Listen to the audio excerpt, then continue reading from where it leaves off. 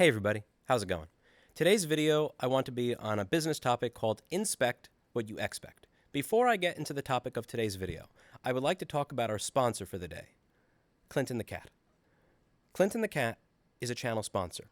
If you want to learn more about Clinton the Cat, you can watch a video called Quality Content or Quality Content Part 2. Both videos that appear to make Erica salty for reasons that I don't yet fully understand. But Mr. Clinton the Cat has been a channel sponsor for the past 8.5 years. Lots of the content that we bring you, whether it's right to repair content, whether it's the traveling to record the hearings, whether it is how to fix MacBook boards, just random rants and real estate fun, we need sponsors to make that happen, like many other YouTube channels that take sponsors in order to fund their content. And Clinton the Cat is how we're able to do that. So I would highly appreciate if you would patronize and support Clinton the Cat, the sponsor of Rossman Repair. He's going to be sitting here for the duration of the video. My stepmom told me this first around 10 or 11 years ago when my dad first started seeing her. She is a manager of a large organization, and her idea is inspect what you expect. Regardless of what you trust someone to do, assume that they're not going to do it. Don't treat them as if they're not going to do it. Just assume that they're not going to do it and look accordingly. This is something that is important for people like me because I tend to not be a micromanager. When people will say things like, I think that you're great because you paid X for this position. It's not, I always kind of push back. I'm not that great a person. It's rather, I don't understand how a U-break iFix could have a full-time technician position and pay that full-time technician that they expect a real skill set from $14 an hour without having to babysit them every step of the day to make sure that they're actually doing a half-decent job and not destroying everything. I don't know how that works, and I don't feel like putting in the time and effort to babysit someone so that I could pay that low wage. I would rather find someone that acts like an adult, that has an adult level skill set, and then pay that person like an adult, and then also have those expectations of them so that I don't have to inspect every single little thing they do. I want to move on to have free time to go into my office and be able to do a YouTube video showing you how to fix a board. I want to be able to travel to Seattle or Maine or Boston to attend right to repair hearings. I want to be able to work on growing my business. And that requires trusting people. And trust is a very important thing in business because once you can trust someone as a leader, once you can trust someone as a worker, once you can trust them as a technician to do the job that they're supposed to do, that opens you up to being able to do so many other things that you wouldn't have otherwise been able to do. Dale Doughton talks about this in this book called The Gifted Boss, how if you can simply trust your staff members and you can trust that they're actually competent people, it really just kind of multiplies in productivity in ways that is never going to happen if you're just like picking from people that don't really have the motivation. So one of the problems that I can run into is if I have gotten a little too comfortable and I don't inspect what I expect, what happens is usually terrible. So let's just take an analogy to a house. Let's say that you have a cockroach and it runs under a couch, right? Let's say you get home at 1 a.m. You don't want to lift the couch to find the cockroach and then get the spray out. And then, once you move the couch, he's going to start running really quickly to that little crack in between the floor and the wall. And then you're going to have to get him right before that. You're tired. You got home at 1 a.m. You just want to go to sleep. The problem is that if you avoid that problem, that cockroach is going to lay an egg. The cockroach lays an egg. A few weeks later, you got 5 cockroaches. 2 months later, you got 20 cockroaches. And then at some point, you may simply avoid inspecting this even if you know you need to because the problem has grown so large. And once it has grown this large, now you know you don't really have to deal with it because you didn't move the couch. But once you move the couch and they all scatter and run everywhere, then you have to deal with it, and it's a terrible problem, which may cause you to procrastinate dealing with it at all because you don't see any cockroaches right now. The moment you move that couch, you're going to see a bunch, and you're going to have to deal with it. And in business, the same thing can happen. I'll try to give some basic analogies here. I had one case with someone who is trustworthy, who had earned that trust, who regularly was a high performer, hit everything out of the park, managed very well, did a good, amazing job. And because this person was as trustworthy and as amazing at their job as they were, they learned a new skill set on their own. that allowed us to offer a new service that allowed the company to bring in more business, because they knew that if they did this, that I would have no problem compensating them more, which we did. And the issue then became, this was something that I don't know how to do.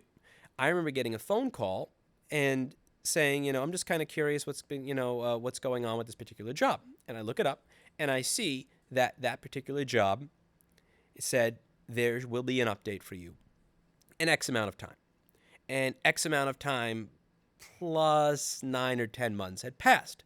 And I had to do the internal auditing and everything necessary to figure out how, why, what into the future can we do to avoid this, blah, blah, blah. But the thing is, upon doing that, it was kind of like moving the couch, because that was not the only ticket that was like this.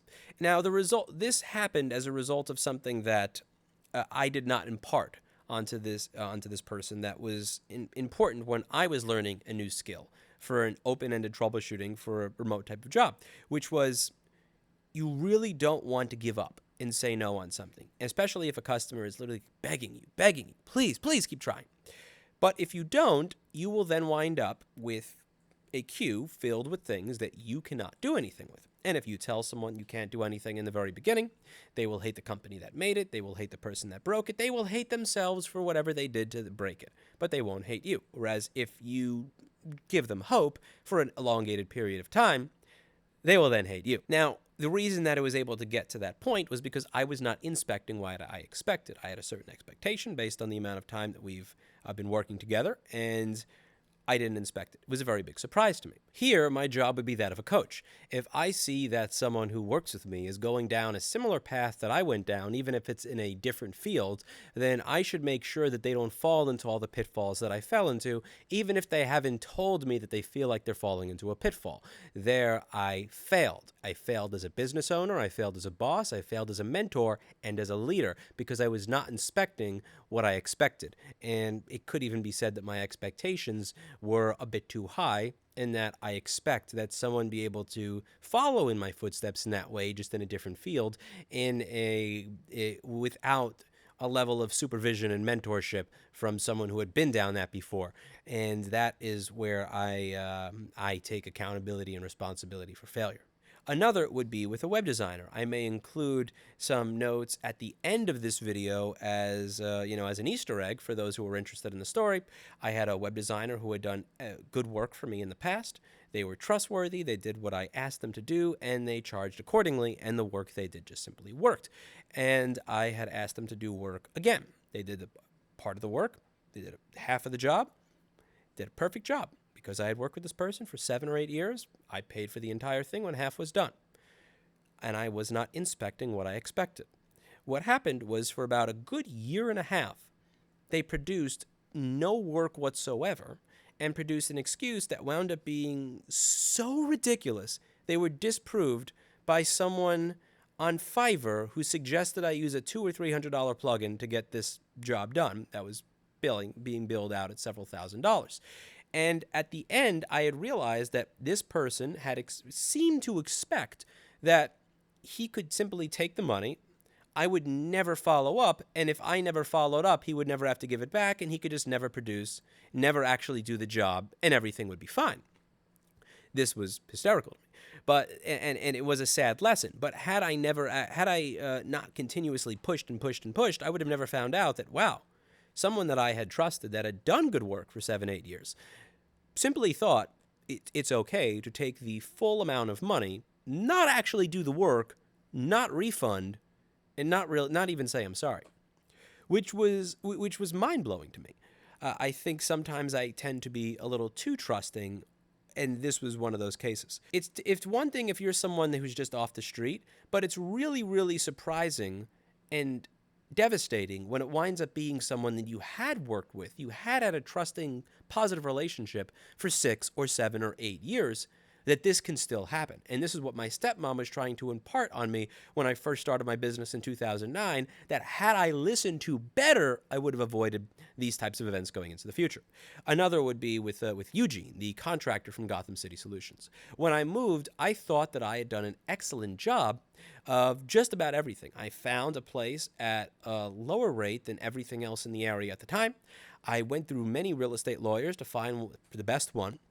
That best real estate lawyer negotiated me a lease that, in these times, thank God I had her do it rather than every other attorney that I had went through and shown that lease to, because she caught things that nobody else would have caught that are very important in today's climate.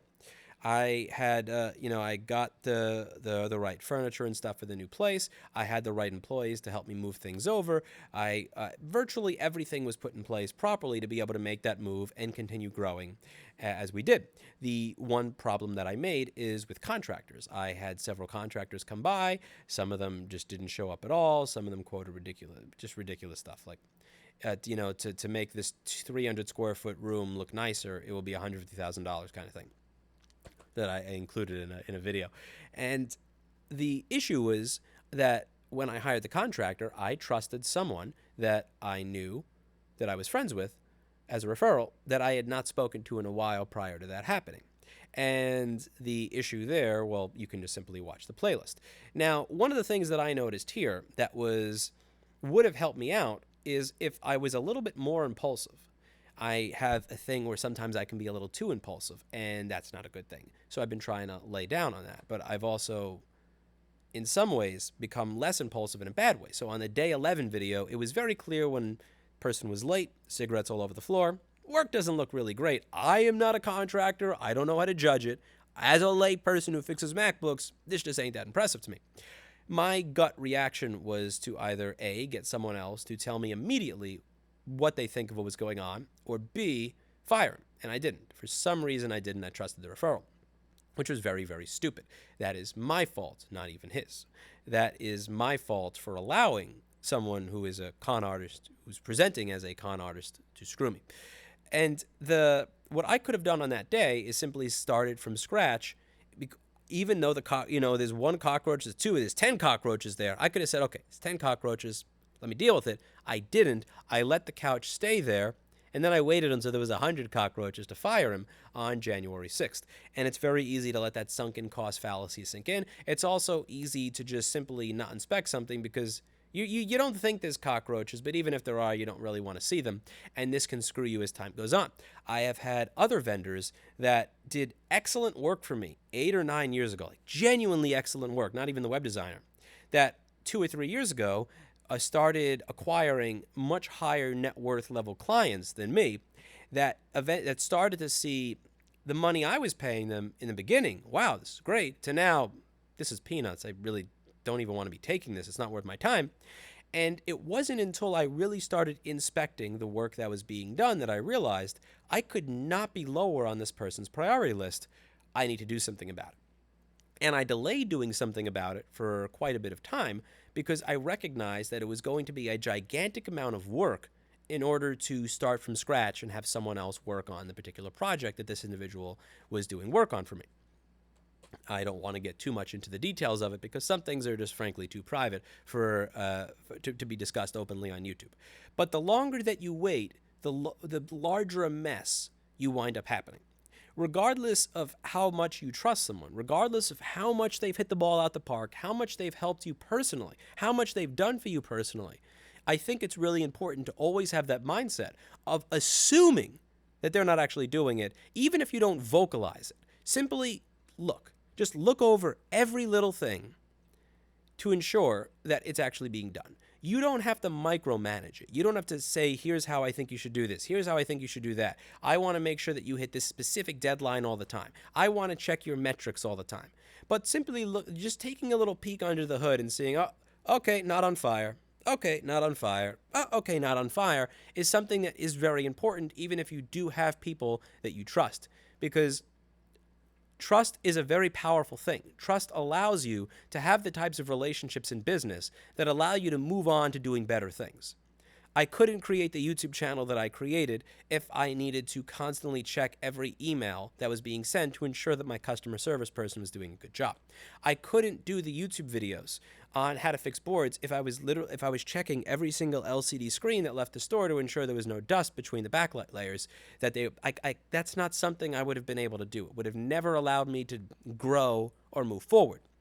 At the same time, if you don't inspect anything at all, it is very, very easy to have someone who has done great work for 8 years happily take thousands of dollars and shamelessly provide you nothing in return.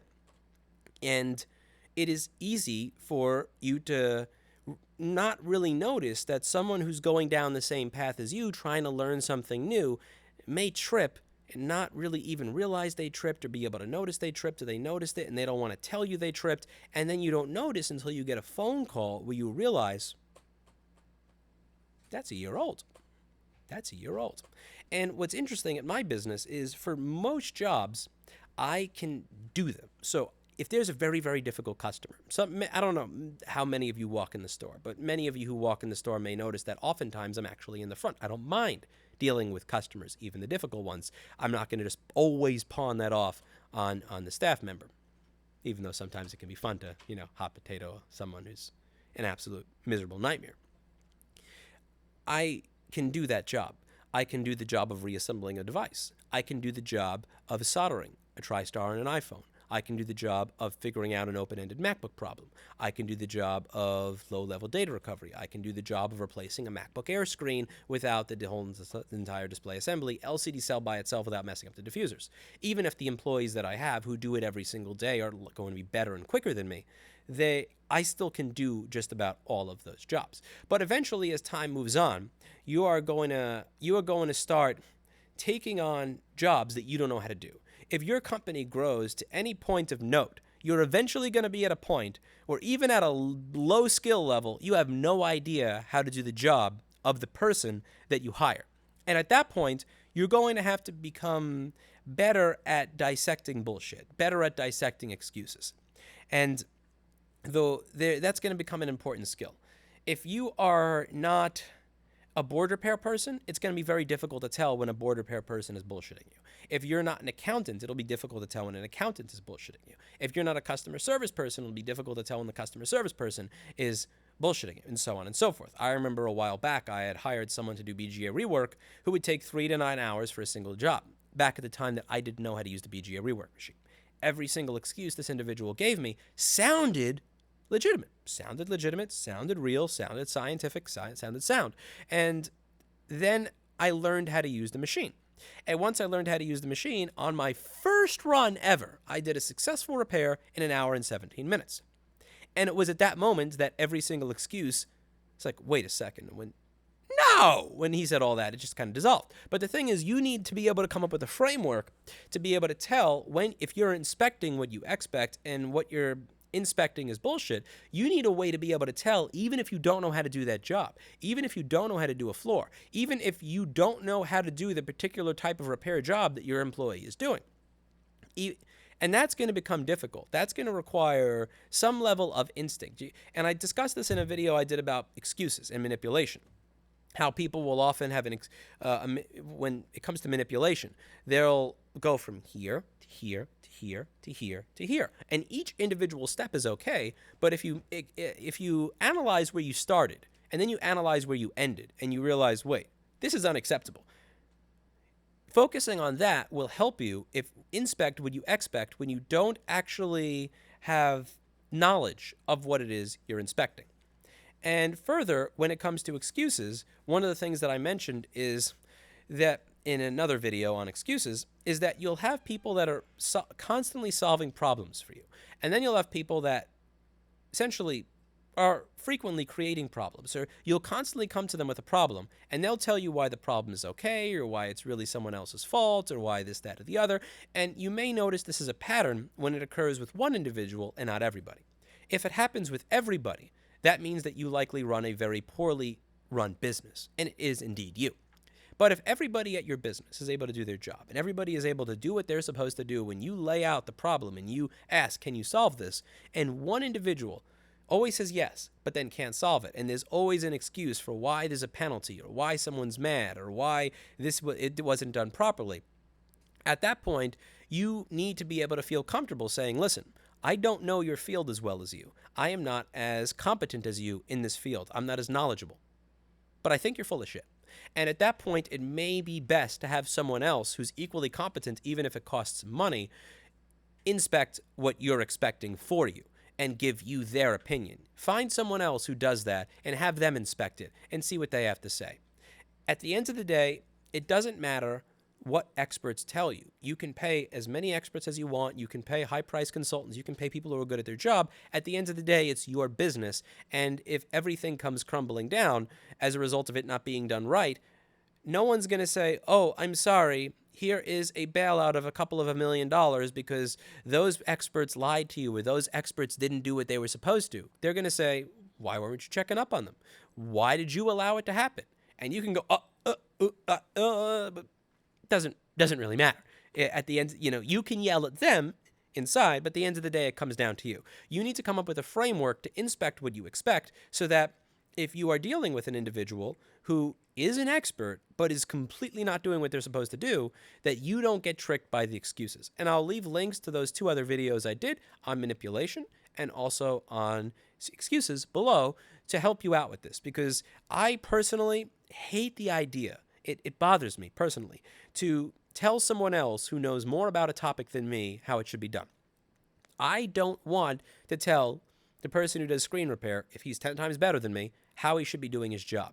I don't want to tell David, here's how I need you to do iPhone data recovery. He is better at it than I am. I don't want to tell, my real estate attorney how to be a real estate attorney. I don't want to tell my CPA how to be a CPA. He knows more about tax law than I do. My attorney knows more about real estate law than I do.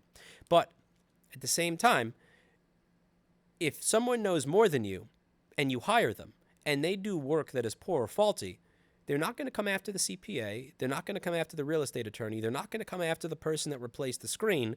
They're not going to come after the person who provides the data recovery. They're not going to come after the person who cleans your floors. They're going to come after the person whose name is on the door. And in my case, that's mine. So you're going to have to come up with a framework for how to tell, or how to have a good instinct for when someone is BSing you. And at that point, you're going to have to be able to cut it off. Hopefully this video has made some sense. I remember I used to do more of the videos in the business talk or business advice playlist. A lot of people would say, oh, wow, this stuff is great, thank you, or you're a genius. And I would always push back against that, because most of the videos in this playlist are not out of genius or intelligence. They're out of they were created out of rampant stupidity. In order to learn something, I really need to know that what happened was not a result of my genius or 3D chess or any of that, but rather because I did something stupid. I need to have the self-control over my ego to know that whatever happened because I did something stupid. And that means when I do a video on it, that I need to discuss with people that I did something stupid. So that, because I will usually discuss what I did that was stupid that taught me the lesson. And the thing is, when I first started this channel and I had about 20 to 40 subscribers and I thought nobody is ever going to watch this crap, it was actually very easy to share. However, when you have 1.3 million subscribers, it's kind of weird, because like now in the beginning it's like, yeah, who's watching this? It doesn't matter if I say all the stupid crap I've done. But when you have 1.3 million people watching, that's 1.3 million people who can point and go, ha ha, look at you, you're an idiot. And it does make it a bit more embarrassing to share the greater details of the stupidity that I've taken part in, and the stupidity that I have, the stupidity of my decision-making process over the past 11 or 12 years of being in business. But that is what allowed me to get to where I am. It's what allows me to course correct and learn from it so that I can run a better business in the future. And hopefully it allows you to run a better business once you start running a business, so that hopefully you learn this stuff before you start running the business rather than after. That being said, I'll leave you with this little fun Easter egg from a web designer. Since June, this individual said that they were going to pay me back. They then said they would pay back at a rate of, I think, $250 a month or so, which would have taken several years. And then they blew me off after making one payment and never paid the whole thing back. So at this point, I've given so much leeway. I'm at a point where I just don't care. Anyway, learn from my stupidity when it comes to people to hire, and enjoy this Easter egg because this one's kind of funny. All right, so here we have what I found to be now a very sad contract. This was for reskinning my main website, migrating a Magento 1 store to Magento 2, and reskinning a forum. We signed a contract, and let's go over how this worked out. So I had originally reached out around December of 2018 just to figure out if this was something that was doable, if they wanted to take on the project, if they were interested. And we texted back and forth, had a phone call about it, and decided absolutely it's a go. And he said, this is something I can do. I'm happy to do it. We'll make it happen. And we get started. Around April, part of the job was done, the first half, but not the second half. And because I am a dumbass, because I trust people that I've worked with for 8 years, because sometimes I just do nice things that are just stupid, I actually paid for the entire thing after the first half of the project was done, because I had trusted someone that I had worked with for about 7, 8 years prior. Very, very stupid. And then over here, you could see that around July, this is about 7 months into the project, he's prepping me for failure. It says, hey man, apparently the 250,000 Magenta, not Magento, facepalm, stores online, only 11,000 have made the move successfully. It's kind of like priming the pump there for you to be okay with failure, even though it was paid. Kind of, you should expect this to take longer. You should expect it to probably not get done, blah, blah, is kind of what I find is being implied there. And it says, agreed, and I apologize. If there was something in my wheelhouse, it would have been done 3 months ago. This is something that I think is important, which is you should, if a customer comes to me and says, you did a great job fixing my MacBook, I have this board from my microwave, I probably wouldn't touch it because I don't know how to fix microwaves. And as much as that person may think I'm going out of my way to say I don't want to help you, I actually am helping you by not telling you I can fix something that I'm not qualified to fix because I will break it. And that's the kind of thing that you wish someone would have told you ahead of time. Anyway, over here, he says, I'm waiting to hear back from the team. We're now into September, and our firm will not be doing Magento upgrades again. Yeah, great. Here, October, I'm beside myself with angst on this damn project. Every time I turn around, there's a problem with something new. We're told the patches and workarounds have turned this thing into Frankenstein's monster. I have to take a week off and hand jam everything into WooCommerce. At this point, they asked why was I using Magento. I explained it. They said they sold me on using WooCommerce. I said, listen, if it gets done, I'm going to put the ball in your court. If using WooCommerce gets it done, you can change and you can get it done. But as is the case with people like this, you can easily get into several months. And here we're in January of next year, and they said, your database is so fucked, we just can't get it to port, so I'm building a new one. And at this point in March, he says, I have to get it finished. Let me know when you have an hour to go over it. And I said, sure, sure, let me know. I don't hear back from him for a month. I finally start to be a customer and tell them I really have no faith you're actually going to finish this project. This is not how you treat people. This, what do you propose? You got to help me here. I reached out to a friend of his before going full off on him and saying, I don't want you to be put in the middle here, but is there any reason that this person who has been helpful for the past 7-8 years has going to complete 180, just so I know before I lose my shit? I finally lost my shit in the beginning of June.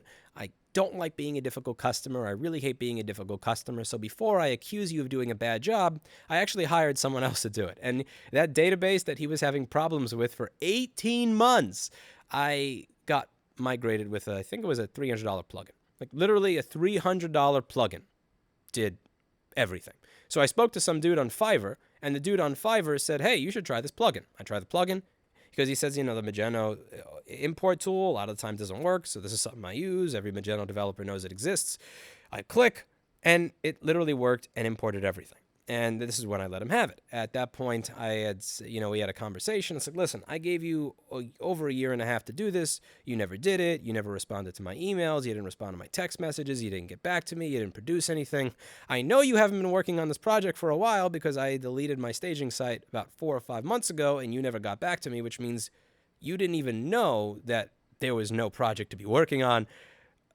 I need some of that money back. And after a tumultuous phone call, we had come to the conclusion that he'll pay me back. I think it was like $250 a month over the course of the next 3 or 4 years or so to pay back that part of the project. He made one payment. He ignored me after that. He never paid me back, never texted, never emailed, ever again.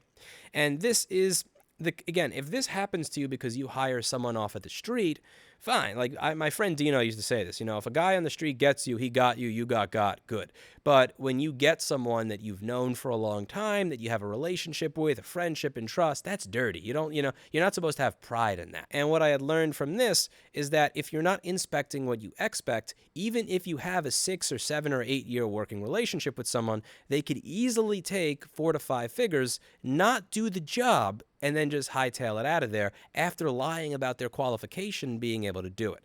So it really is important to be able to inspect what you expect, and even out of people that you genuinely trust.